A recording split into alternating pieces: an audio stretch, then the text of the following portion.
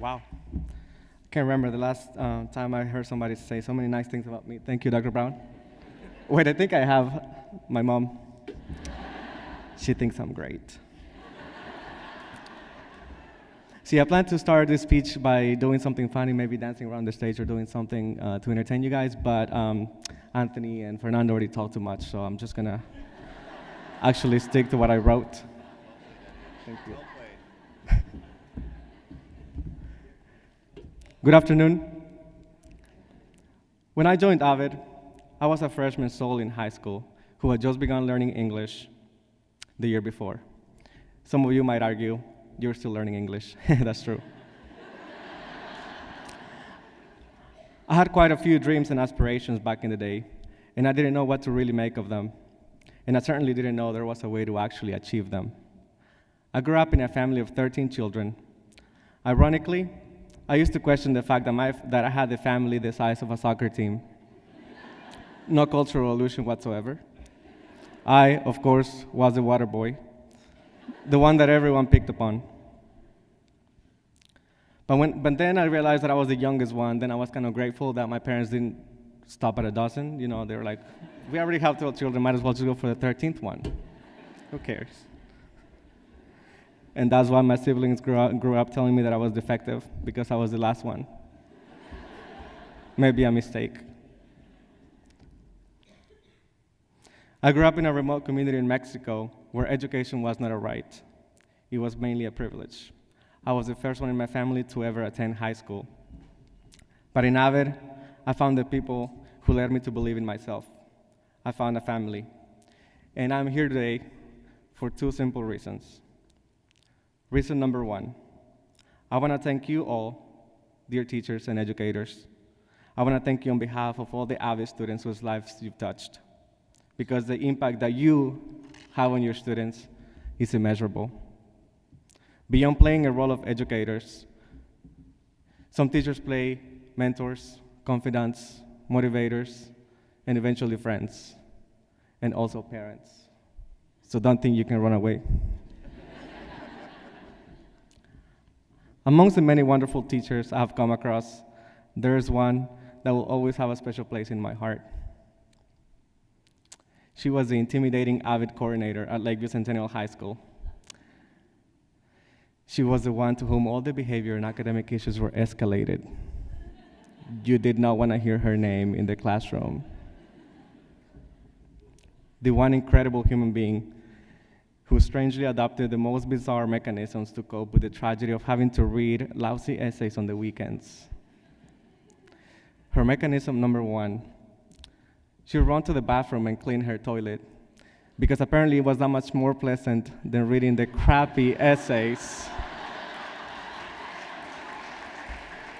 that we provide for her.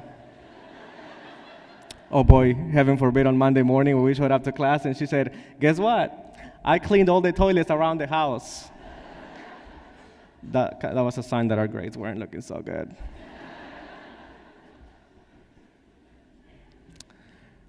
Her mechanism number two, she'd actually write essays herself. One time in the middle of her frustration, she decided to write an essay about the diversity of students in her class. I conclude that she wrote this essay in an effort to convince herself that she had been called upon teaching for a powerful reason. This essay was titled Identity Mine, and it read something like this. On any campus, in any classroom, one is sure to find a diverse group of hopefully eager students, breathlessly awaiting the golden nuggets of wisdom that educators bestow upon them. Collectively, my students are categorically wonderful and unique.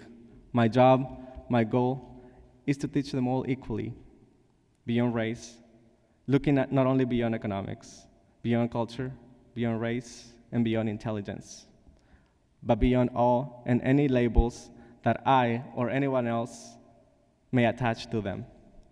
The only label I want left on them after they walk out through the portal the last time is mine. No matter how long ago and how far away you are from me, you will always be my kid. Her name, Mrs. Dana Davis Castle. Would you please stand?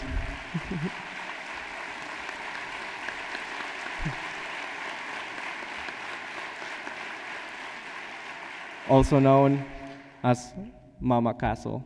So you can't escape, I'm telling you. She is a prototype of what a caring AVID teacher can do for her students. I left my parents when I was 12 years old, and I can certainly say that I found a family in AVID, and she was my AVID mother. So thank you for that. And thanks to the rest of you, because I know that all of you out there are playing parents for children, because God knows that a lot of us need it out there. Thank God I survived, and let me tell you that there's so many children out there who need parents, and this is why you're here. I really thank you.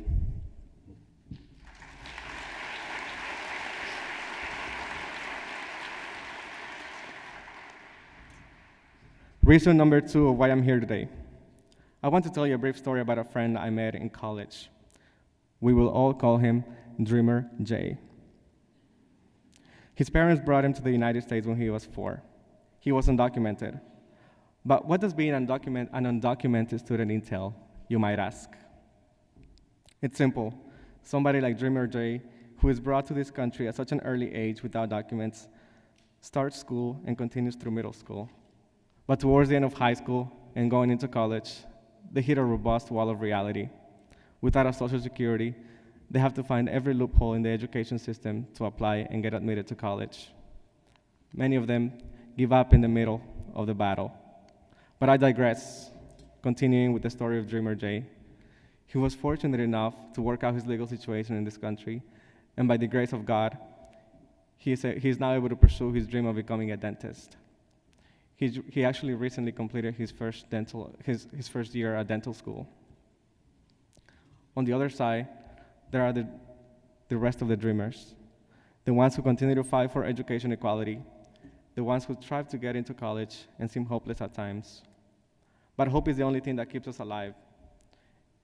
As Brazilian author Paulo Coelho says, there is only one thing that can make a dream impossible, and that is the fear of failure.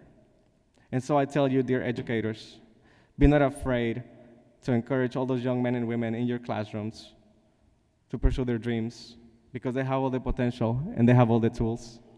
They just don't know it. They just don't know it yet. Be not afraid, because you might be the first one to tell them, yes, you can, when the rest of the world has told them, no, you cannot, and you will not. And that is the greatest thing that AVID has done for me. AVID implanted in me a yes, you can mentality. AVID was my guide for surviving through the college admission process. My AVID family inspired me to do the very best to prove myself that I was capable. And it led me to graduate as number 3 in my graduating class of high school. Don't ask me about my grades in college.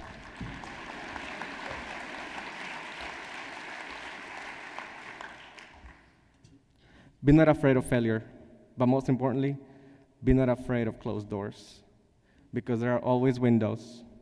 And when there aren't windows, so get a ladder and climb out through the roof. AVID and Eddy Diaz are not liable for any damages if any of you tries this at home after this event. Don't be climbing on ladders or trees.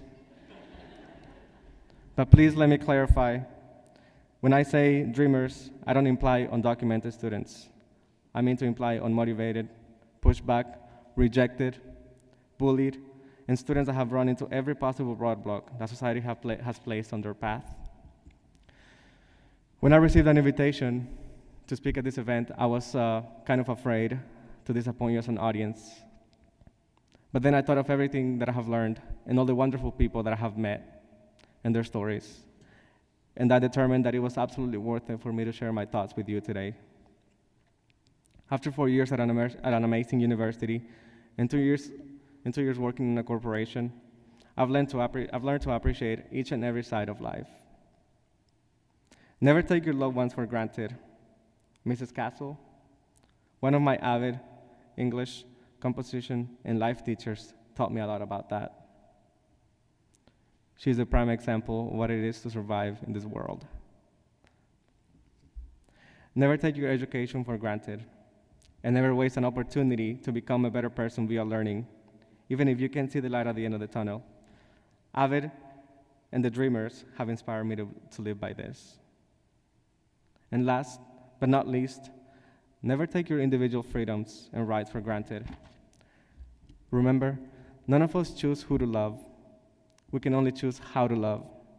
And part of loving is simply that. Love is blind, and until you have accepted yourself for who you really are, and until you have accepted everyone around you for who they really are, you have not loved. You haven't met what it's like. And that I've learned as I come to terms with me as an individual. Thank you very much, AVID. Thank you, teachers. Thanks, everyone, for your time.